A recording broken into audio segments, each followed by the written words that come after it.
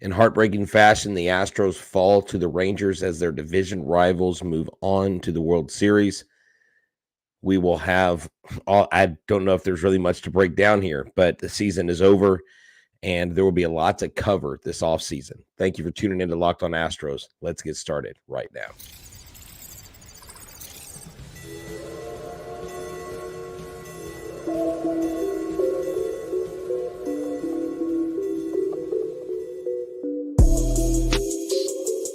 Welcome to Locked On Astros, your daily Astros podcast. Here are your hosts, Eric the Man Huysman and Brett H-Town Wheelhouse Chancey.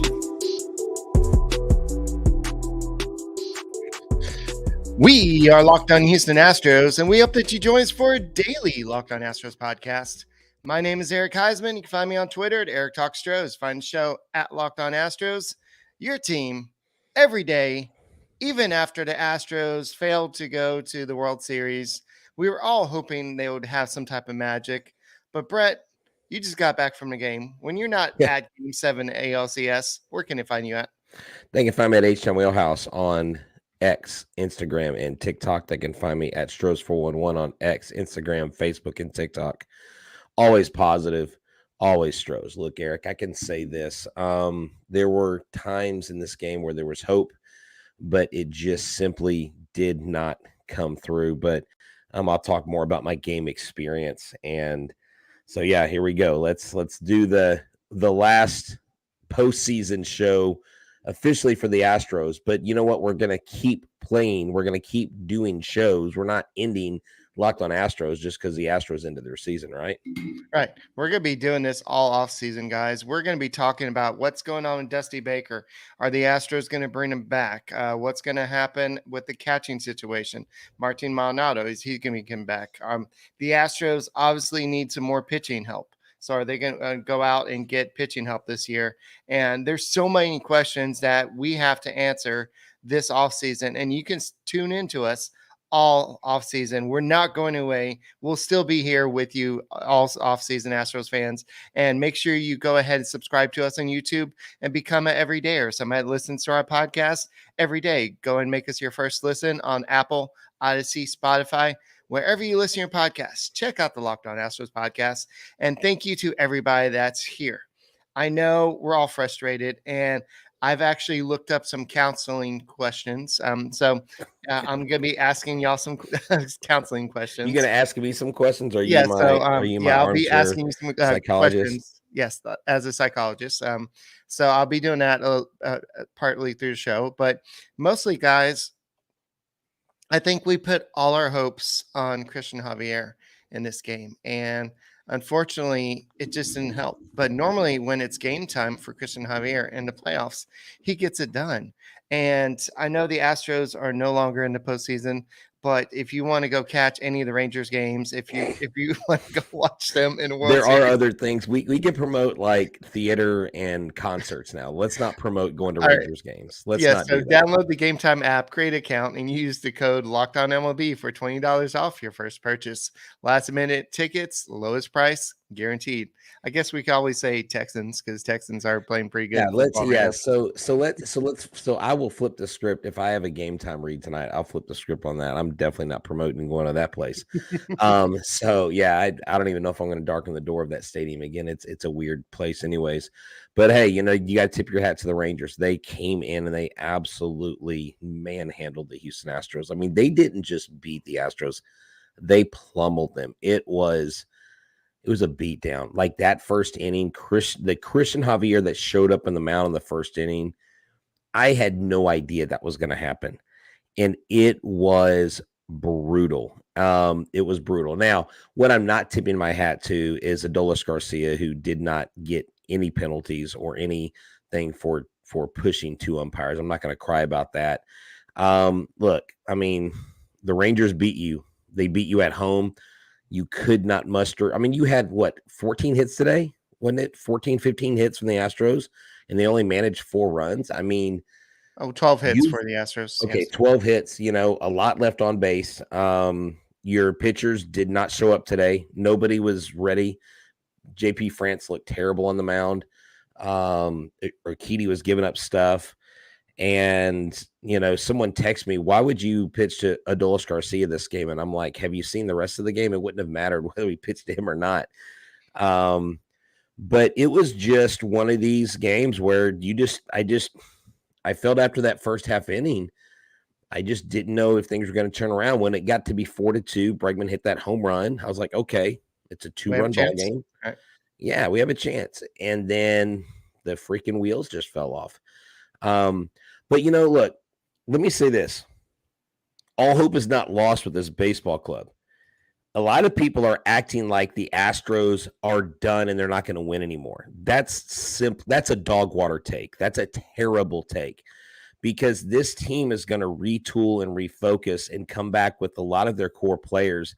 And there's no reason to think that they're going to suddenly have a fall off. Now, I think next year's race will be between the Astros and the Rangers. I still think the Mariners are very mid, and they won't really do much. They may threaten for a month, but we know how real their contentions are. And that's why I said tip the cap to the Rangers, because they busted through every prediction I had for them. And not that I'm some Nostradamus of baseball, but I honestly didn't think they had staying power. And they do. And when a team beats you on your home ball field the way they beat you the last two games, you have to congratulate them.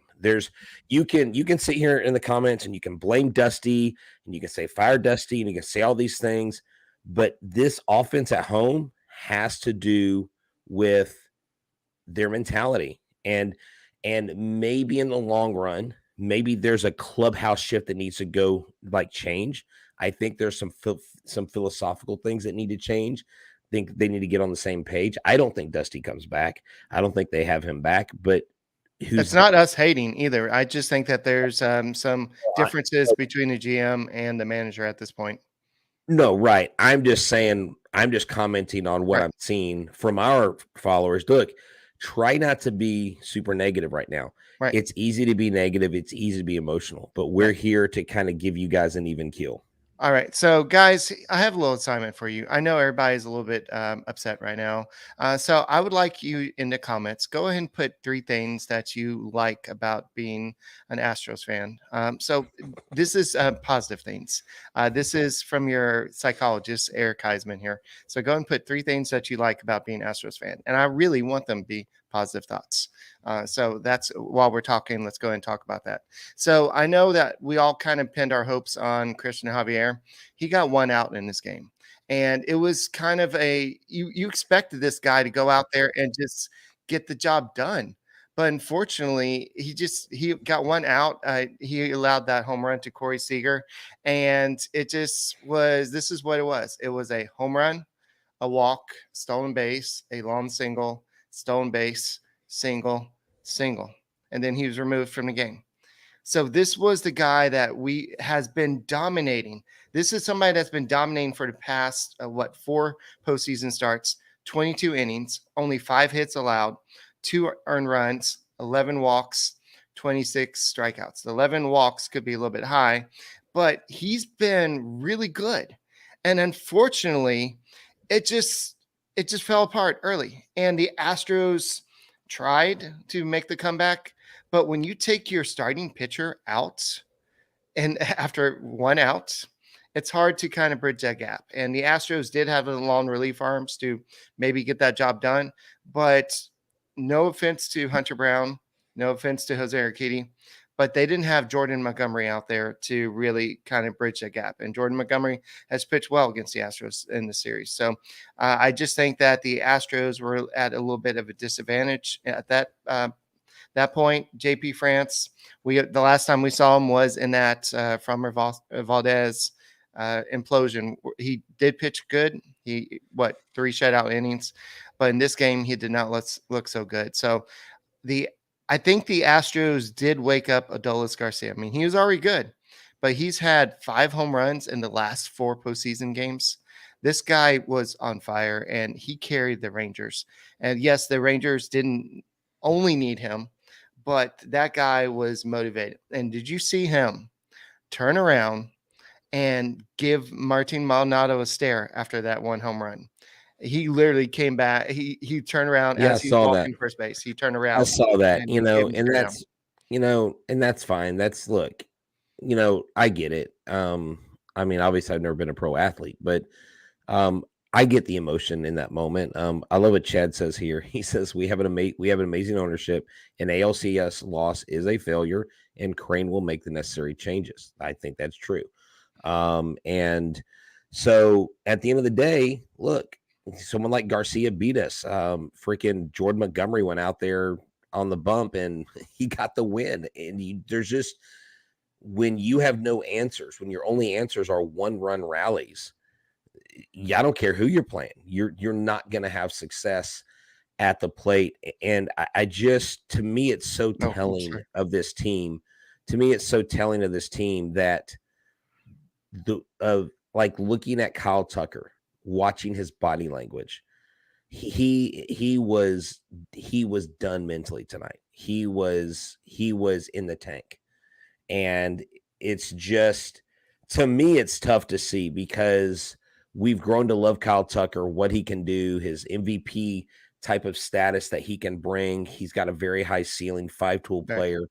And to see him just really be an absolute failure at the plate, other than a couple hits here or there, it's very tough to see. Watching him walk off the field 2 or 3 innings in a row, after he got out, I'm just like, God, body language, like you're letting them see you sweat. There's an old phrase, never let them see you sweat.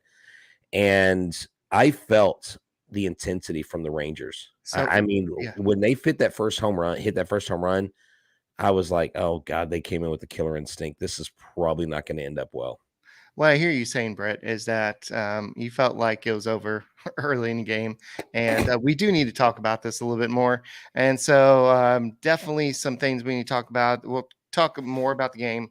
We'll talk about what's next. And this season was a up and down season. But overall, this was a positive season. Okay. We made it further than a lot of us thought they would. So let's be thankful for that. All right, this episode is brought to you by Game Time. Game Time is a great app that you can use for. No, we're doing bird dogs. That's Monday. Oh, never mind. Just roll it back. Don't worry about it. I'll put it in the audio. Just go ahead and continue the show.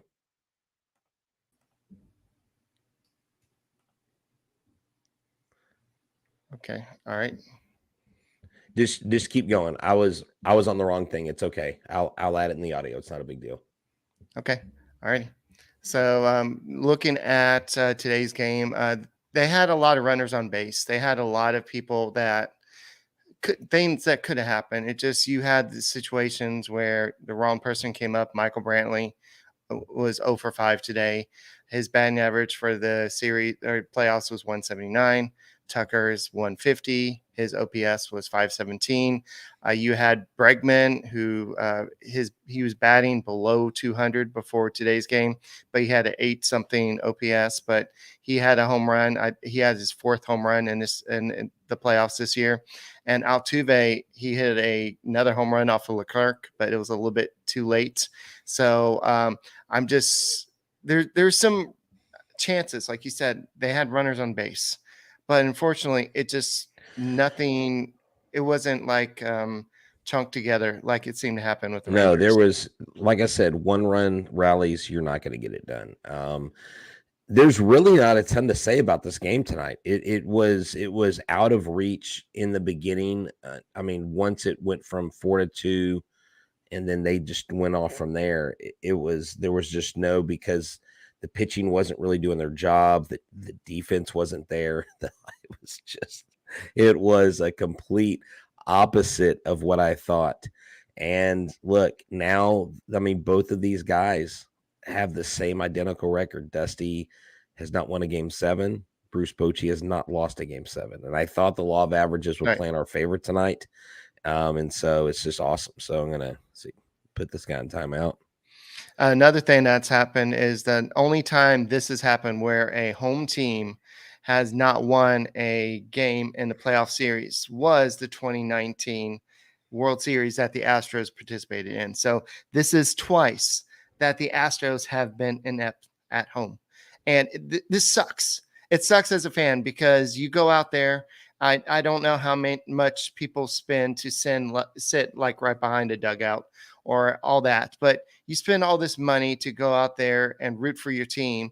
And then they give an effort like this. I know you're going to lose ball games. I know that happens, but it's just frustrating how it's supposed to be home field advantage. And I know this guy at my school was like, I think Bruce Bochy and the Rangers, they lost the AL West on purpose. They knew that the Astros suck at home, and they knew that they could beat the Orioles. So they just went ahead and give the Astros home field advantage just for this very reason, because they knew that the Astros could not win at home. And I doubt that's the Rangers No, and that's Bush did that, but it worked out in their favor. no. The Rangers absolutely crapped the bed. I mean, there was no reason for them to lose that game to the Mariners. So Right. I mean, people can say that. Conspiracy theorists can say that. The bottom line is, you had two division rivals. You had a heated, hard-fought battle. Neither team won at home. I mean, the Rangers couldn't even hold their home field. So it is what it is, man. They just, when it all said and done, I really didn't think, even if I believed that they were going to win one or both of these games, I didn't think the outcome would be what it was. Okay. Right. I really thought it would be a closer game.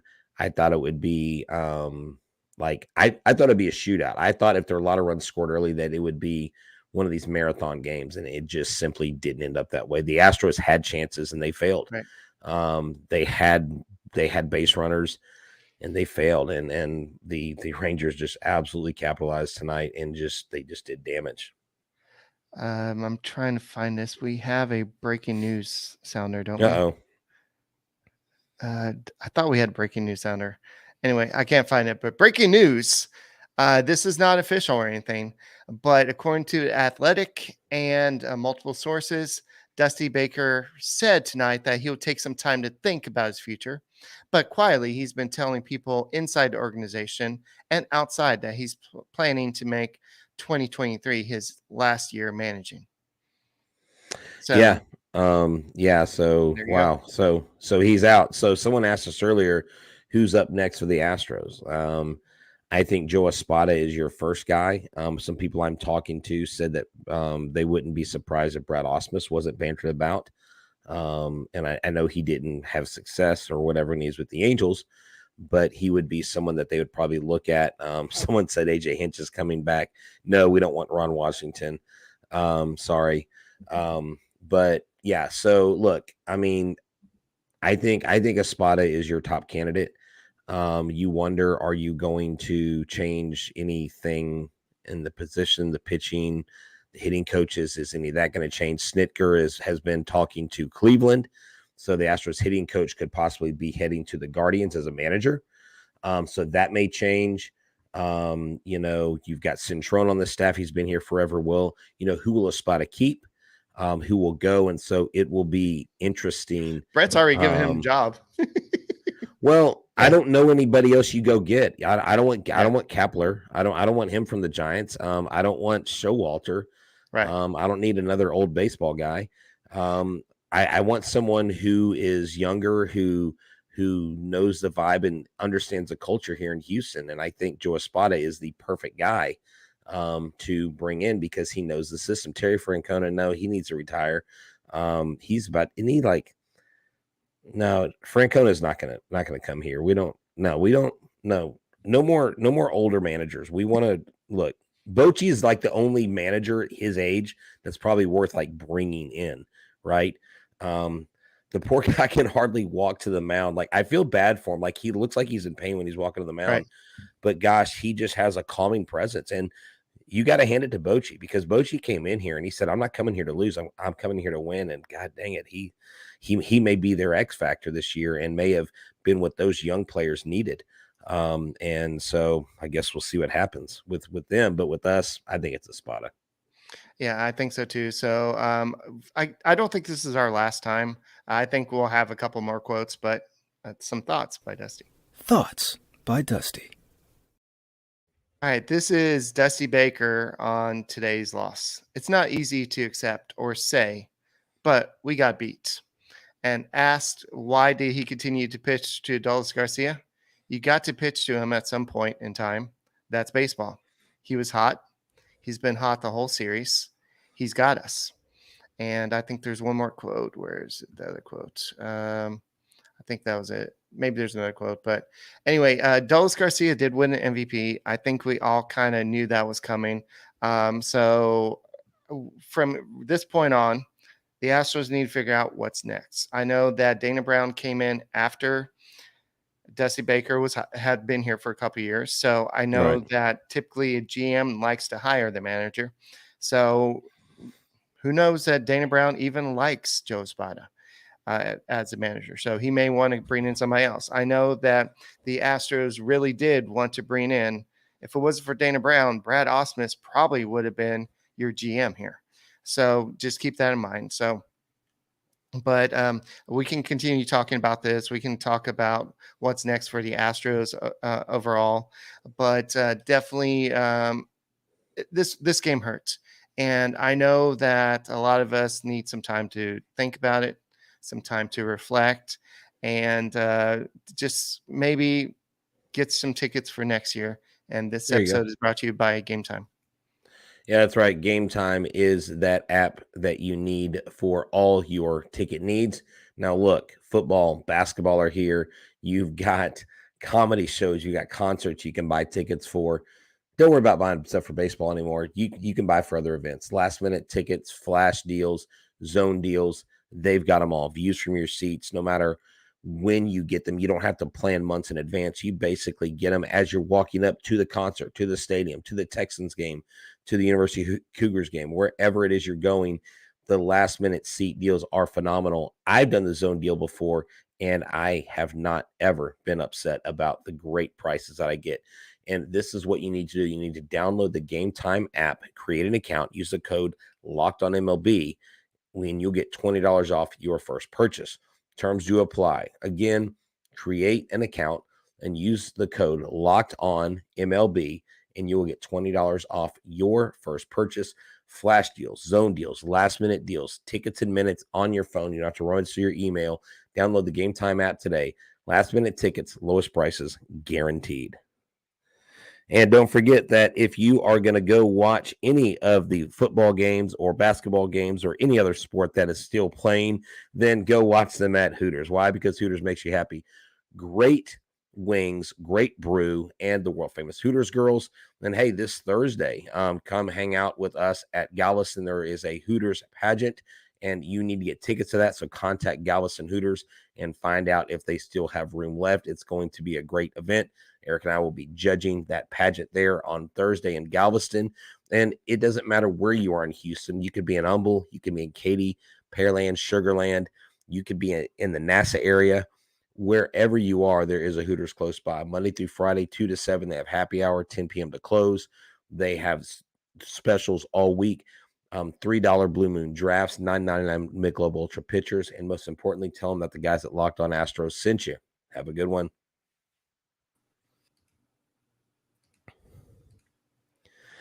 So Eric, this was tough because in the end, the Rangers turned Minute Maid Park into what Astros fans turned Globe Life Field into. Globe Life Field felt like an Astros home game in that game 5 towards the end, and it was crazy how it flipped.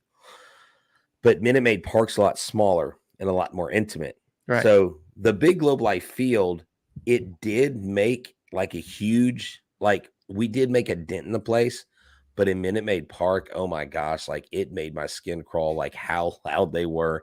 Well, but you know, I mean, a lot of them traveled there. Right? Yeah, roof was closed. So yeah, unfortunately, especially when you have there's 3 hours away, they're gonna travel. And so they're going to travel down here. You have a lot of Rangers fans that live in the Houston area. So it's frustrating because they're all here. They're all here to see their team go back to the World Series for the first time since 2011. Congratulations. No, really, congratulations, Rangers fans. I know the Astros fans are spoiled. We've been here.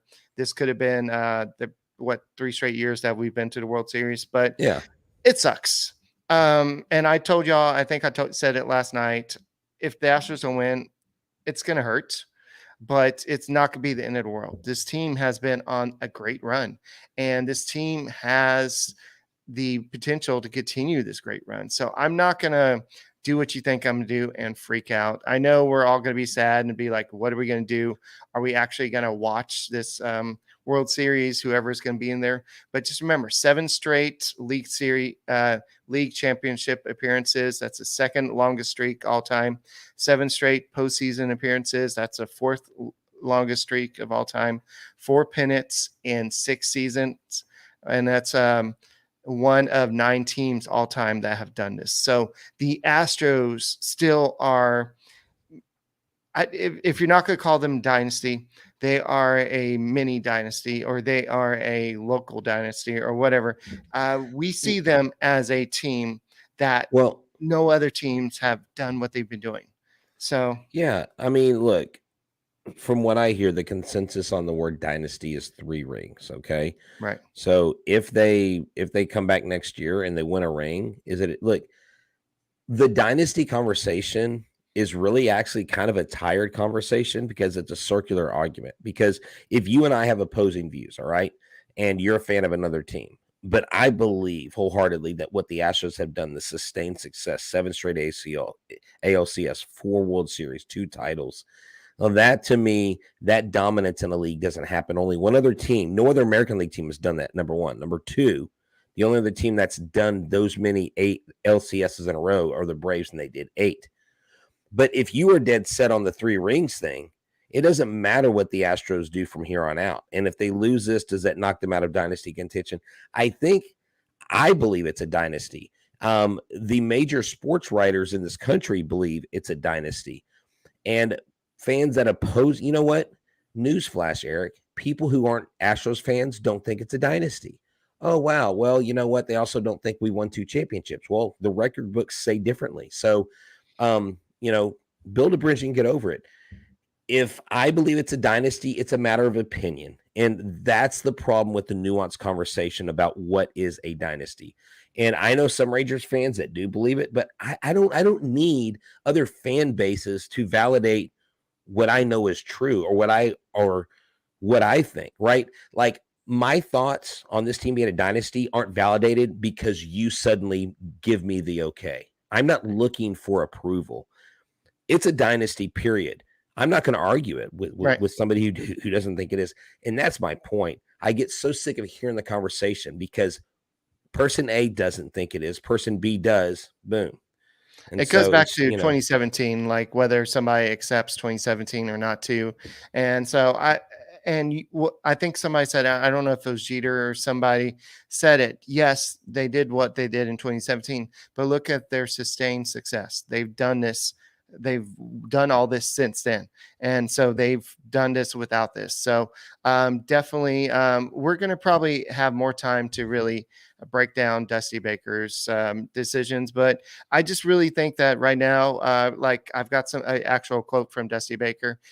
He said, I don't know. I haven't had time to evaluate or think about my future because I'm down the list as far as like, I'm not like this kind of dude. I don't want to steal to the spotlight or anything from these guys. You got to savor what we did. You got to think about how we can get better. And then I'll evaluate my situation and life. So we'll see. I talked to my daughter. I got 2 grandsons, a year and a half. I really sort of cheated them for my quest for another ring. I got 2 dogs, hunting dogs, a year old.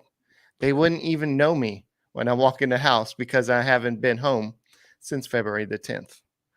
That sounds like somebody that's not coming back. Yeah.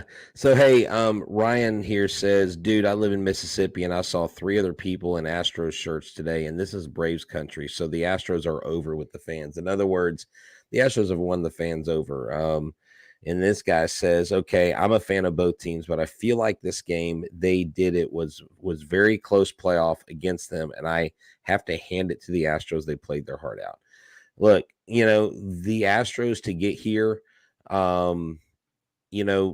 they really they kind of stumbled into the playoffs. They stumbled into the ALCS. And then when they got there, the first two games, they were not bad losses like these last two.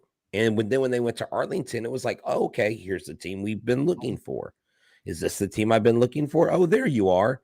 And then they come back home, and not only do they lose, but they lose in grand fashion. I mean, it was an absolute debacle. And I think that's why, for me, at the end of the game, I wasn't even really that upset. Because of the way we lost the day before and the way we were losing when I left the game as they were going into the ninth inning, I was just like, if it was a 6-run lead, because we had the 6-run comeback with Jeff Kent, remember the 2004 or 2004, 2005. Anyway, so when we came back and like won that game, we were down 6 runs. Yeah, it was 2004, but the Cardinals ended up winning that series, going to the World Series. We went in 05. But it wasn't 6 runs. It was a lot more. And then when I'm driving home and I'm talking to you on the phone, trying to get set up for the show, you're like, oh, Jose Altuve just hit a home run. And I'm like, well, you know what? If I left and they end up winning, you know what? Good for them. Maybe that's what needed to happen. Maybe I was the bad luck in the arena. But look, I actually met several Rangers fans today. I had excellent exchanges with them, welcomed them to the stadium. Asked them if they drove or flew. And I actually saw one of the guys that went viral. If you've seen that viral clip after game 5, there was the one guy who said there were so many Astros fans here, it was disgusting. I met that guy. And I was like, hey, you're the guy from the news. And we actually took a picture together. And there was I saw maybe one fan yelling at a Rangers fan, but I didn't see near the vitriol that I saw in Arlington towards Astros fans. I saw Astros fans and Rangers fans getting along. And right. I mean, the way they lost, you just have to tip your hat to them. Yeah. So AL West will be definitely a little bit more interesting next year. The Astros will definitely have to make some moves.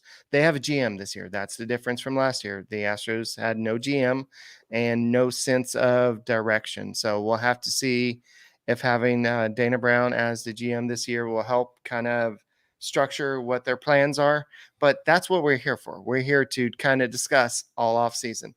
So tomorrow we'll kind of reflect on what happened during the series. We'll kind of take a deep dive into what happened. Like, why the heck did they struggle so much at home? I mean, I don't think anybody knows what the true answer is, but we'll kind of look into what's said over the next 24 hours, and we'll do a podcast tomorrow. And guys, we're going to be here all off season. So make sure you're here with us. Go and subscribe to us. Make us your first listen on Apple, Odyssey, Spotify, wherever you listen to podcasts. Check out the Locked On Astros podcast. Make sure you subscribe to us and tell your friends. And we'll be here and we'll talk about all the juicy trade trade rumors out there.